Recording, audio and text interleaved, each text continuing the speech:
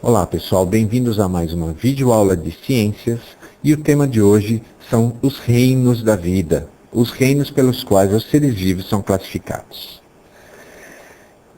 No nosso planeta existe um número muito grande de espécies já estudadas. Estima-se que existam mais de 1,5 milhão de espécies que já se tem estudo e classificação. Porém, a nossa biodiversidade é muito maior do que a gente imagina. Existem muitas espécies ainda que nem foram estudadas e nem foram descobertas. E para que a gente possa conhecer e classificar todas essas espécies, a primeira grande preocupação é incluí-las dentro de um reino. A classificação mais usual hoje em dia é a classificação de Whittaker, de 1969, que divide os reinos em 5 grandes grupos. O primeiro reino, e o mais primitivo deles, é o reino Monera. O reino Monera é representado pelas bactérias, está aqui, e pelas cianobactérias, estão aqui. O segundo reino é chamado de reino Protista, e ele é representado pelos protozoários e pelas algas. O terceiro reino é chamado de reino Fungi e é representado pelos fungos.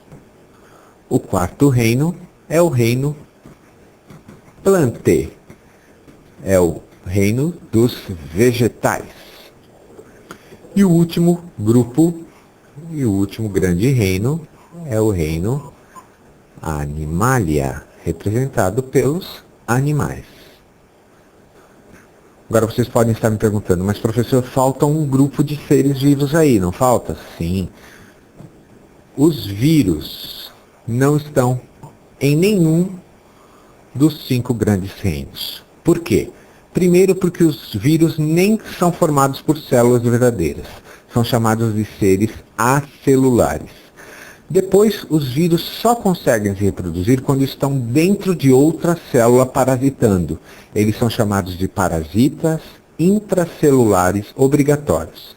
Por estes motivos, os vírus não são enquadrados em nenhum dos 5 grandes reinos que nós mostramos aqui.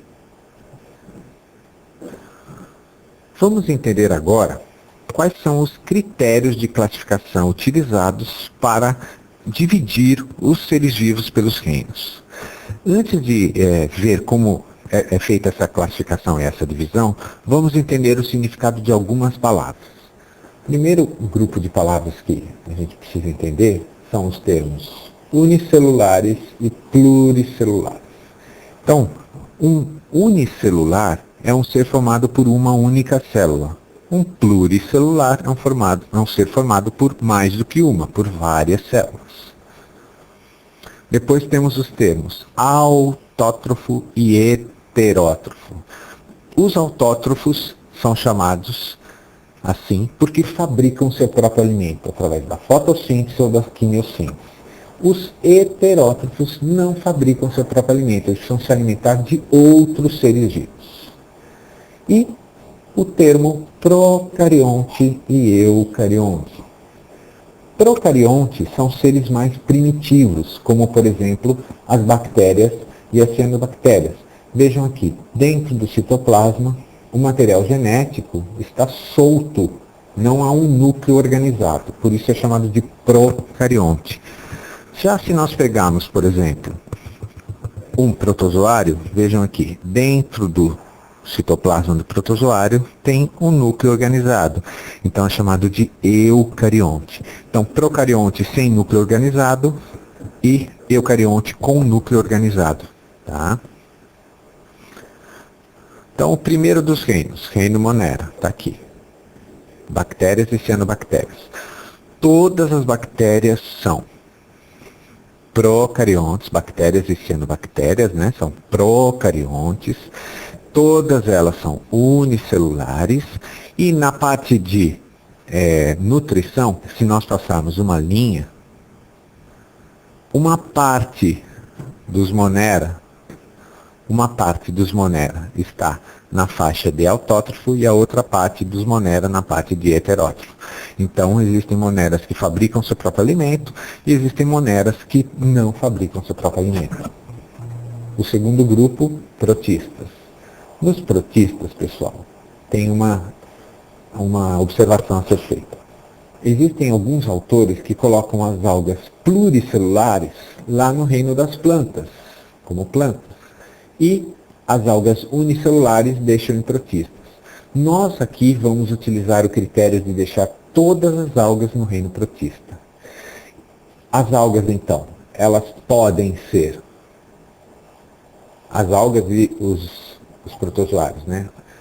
Existem algas unicelulares e protozoários, todos unicelulares, e existem algas pluricelulares dentro do reino protista. Quanto à nutrição, os protozoários são todos heterótrofos. Então, protozoários são heterótrofos. Só que as algas são todas autótrofas.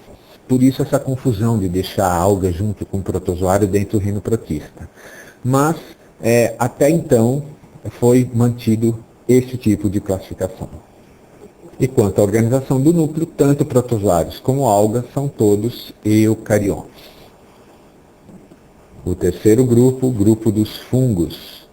Nos fungos não há problema de classificação. Todos os fungos são heterótrofos, ou seja, não fabricam seu alimento, eles são decompositores, eles absorvem matéria orgânica. Todos os fungos são pluricelulares, apesar de alguns serem microscópicos, todos são pluri, e todos os fungos são eucariontes. O quarto reino, o reino das plantas. As plantas, desde as plantas mais inferiores, como samambaias, como musgos, todas as plantas são autótrofas, fabricam seu alimento pela fotossíntese, todas são eucariontes, com núcleo organizado, e todas as plantas são pluricelulares. E o último grupo, os animais, o reino Animalia. Todos os representantes do reino animal são heterótrofos, todos os animais são pluricelulares e todos os animais são eucariontes. Mesmo os invertebrados são pluricelulares. Ok? Então essa foi a classificação e os critérios de classificação dos reinos. Qualquer dúvida a gente tira no chat. Nos vemos lá.